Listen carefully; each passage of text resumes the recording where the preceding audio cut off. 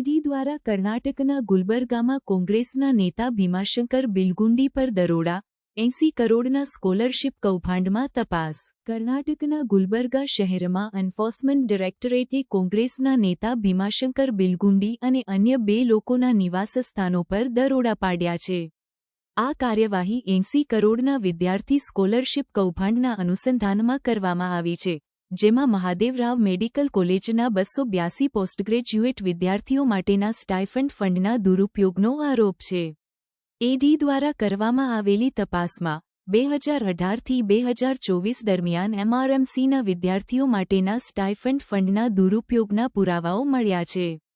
આ કૌભાંડમાં ભીમાશંકર બિલગુંડી સહિત 4 લોકોના નામ સામે આવ્યા છે।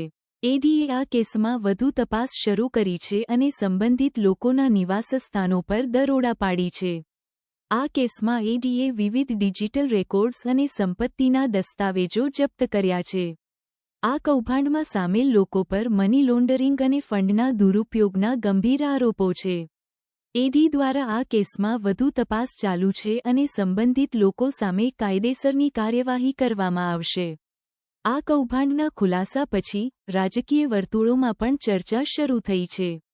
કોંગ્રેસ પાર્ટી અને અન્ય રાજકીય પક્ષોએ આ મામલે પોતપોતાના નિવેદનો આપ્યા છે અને ઈડી દ્વારા કરવામાં આવેલી કાર્યવાહીનું સ્વાગત કર્યું છે। આ કેસમાં વધુ ખુલાસા થવાની શક્યતા છે।